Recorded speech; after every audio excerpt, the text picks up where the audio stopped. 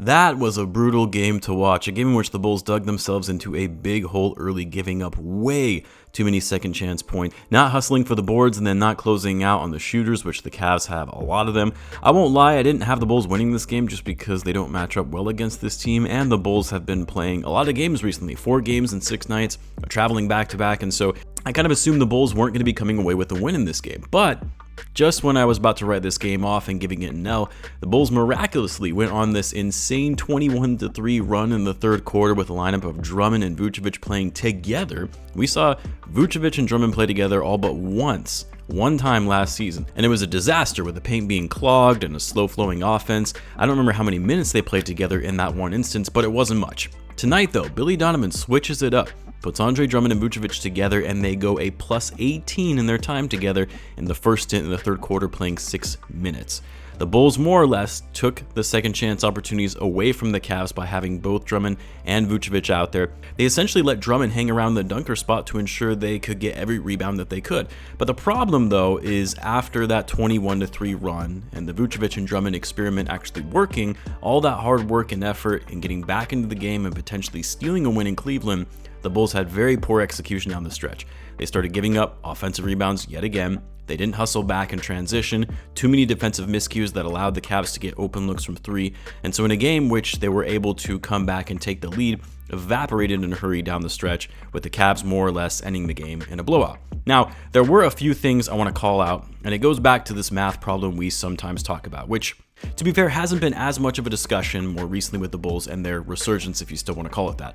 For the last 4 or 5 games or so, it's been resurfacing, even in the games that they've won, to the point where you have to be a bit concerned if you're the Bulls, and why making moves at the deadline are all the more critical. I mean, we've been talking about the Bulls giving up way too many offensive rebounds. That's been the case for the past few games. So in this case, not getting enough defensive rebounds. The Bulls currently rank 22nd in defensive rebounds so far this season, and when you're giving up so many second chance opportunities, and in this instance of tonight, the Cavs had 30 second chance points in total, a lot of those being threes, and when you look at the numbers as a team and how they stack up against the Cavs had 12 more shots than the Bulls did in total. The Cavs put up a whopping 57 threes in this game, made 20 of them compared to the Bulls' 9 three-pointers made. That discrepancy alone is a 33-point difference.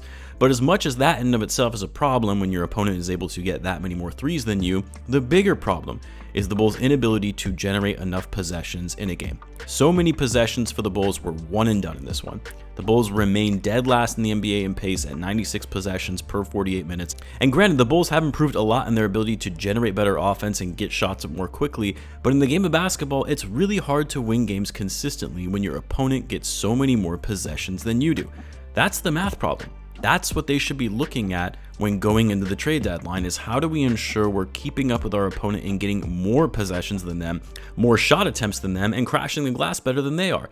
Like the Bulls this season have won games, close games, when they're taking far less shots than their opponent and playing with much slower pace than their opponent. To be honest, it's a miracle they're even able to win those types of games because it requires the Bulls to be so efficient on every possession, knocking down their shots and not turning the ball over. And tonight, it almost worked. It almost worked for a period of time when they made that comeback, but the Bulls got a little too sloppy on offense. They turned the ball over way too many times, 18 turnovers in total tonight. Some of them really careless, unforced turnovers. They weren't able to shoot the ball consistently well. They would fly down the court in transition and couldn't get a shot up before the Cavs could get their defense set again, and it cost them the game. Now, the Cavs, to their credit, they are one of the better defensive teams in the NBA, and they were solid tonight in hounding guys like DeMar DeRozan and Zach Lavine. So naturally, this is going to be a game where it's not going to be easy to be efficient on offense against a team like the Cavs. But regardless, the math problem still exists. The Bulls more or less have to be perfect to win games when they're allowing their opponent to get significantly more possessions than they do and more shot attempts. Zach was actually decent in this game despite getting double teamed a lot in this one, 17 points on 7 for 14 shooting, 3 for 6 from 3. And then Vucevic was decent as well, 17 points, 10 rebounds, 4 assists, but really struggled shooting it from outside. Vucevic has been horrible from the three-point line this season at just 27% and was 1 for 7 tonight from behind the arc. I mean, what a difference this team would be if Vucevic was able to get back to 40% that he was shooting from 3 when the Bulls traded for him. That would be nice.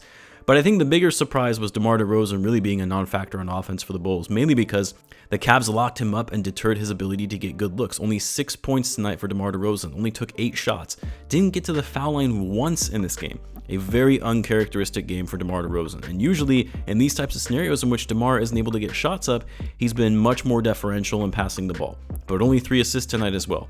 And then Coby White, I mean, despite leading the Bulls in scoring tonight with 18 points, he really struggled to find a shot, was 5 for 15 from the floor, 1 for 5 from 3. He did a good job at getting the free throw line though, but also had 7 turnovers for Coby, which I believe is a season high for him.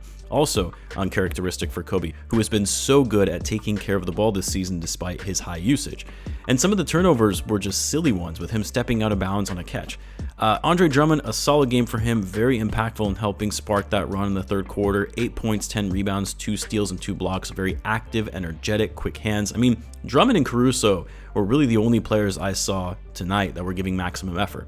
I don't know what it was. I'm sure fatigue is setting in as we hit the dog days of the season in January, but given how much the Bulls have improved their effort and hustle on the court, to see them out there looking a little lethargic and indifferent and not as engaged was a little concerning to me. Again, I hope it's just because the Bulls have been hit with a tough schedule in terms of the number of games, not necessarily their opponent, but just the compressed number of games and travel, and that's why we're seeing them look a little fatigued out there. But the good news is, the Bulls are going to be getting a lot of days off coming up. They're off until Thursday, where they'll take on the Raptors in Toronto, and then the Bulls only have 4 games between now and January 25th, which is the following Thursday. So a good amount of time and rest before they get closer to the trade deadline. Hopefully we see some moves being made between now and then. I'll obviously keep you guys posted with any breaking news on trades as they come through. I am curious though, and I want to hear your answers in the comments on this. Do you think the Bulls will stand pat at the deadline? After all this hubbub about making changes, do you see a repeat of the last trade deadlines, 2 trade deadlines? Let me know in the comments. As always, be sure to subscribe, and I'll see you in the next one.